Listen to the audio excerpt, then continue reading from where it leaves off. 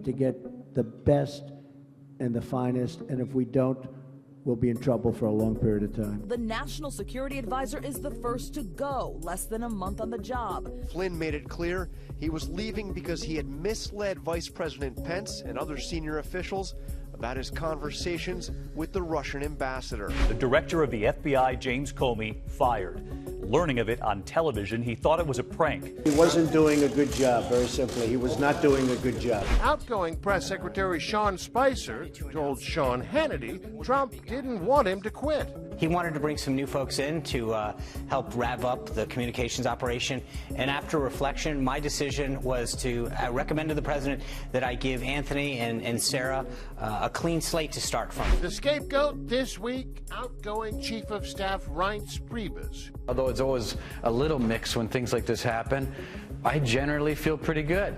Reince Priebus, a good man. The controversial communications director, known as the Mooch, quickly made waves, attacking several senior White House officials in a tirade to The New Yorker, calling former Chief of Staff Reince Priebus a bleeping paranoid schizophrenic, and tearing into strategist Steve Bannon with a profane attack. The New Yorker's Ryan Lizza, who conducted the interview, telling CNN at the time, White House was already deeply factionalized, and it was like putting Anthony Scaramucci in that job was like throwing a grenade into an ongoing civil war. In a statement, the White House saying Scaramucci felt it was best to give Kelly a clean slate and the ability to build his own team. After his abrupt ouster as the president's chief strategist, Steve Bannon wasted no time getting back to being a populist firebrand.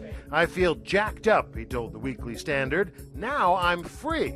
I've got my hands back on my weapons. Certainly many of the president's men are gone. This photo shows the original team gathered around a Resolute desk during Trump's first phone call with Vladimir Putin. Only one of them still works for the White House, Vice President Mike Pence. As he boarded Air Force One tonight, it sounded like the president had made up his mind about Health Secretary Tom Price. I'm disappointed in him, but he's a good man, but I'm disappointed. Just minutes before, ABC's John Karl asked the president if Price was going to last. You'll make a decision about whether or not to fire Price today. Probably sometime today, yeah. I'm not happy, okay? By the time Air Force One landed, Price was out. A senior White House source tells ABC News the president asked the secretary to resign, and he did. Price took more than 24 work trips on luxury private jets. I've heard the concerns, I've heard the criticisms. Clearly, that we weren't sensitive to the taxpayer on these instances, which is why I've taken the actions that I've taken. There's been enormous turnover in this administration. Among the names on the list, you can see there from left to right, Tom Price, Steve Bannon, Michael Flynn, Sean Spicer, Reince Priebus, among many others, out of this administration.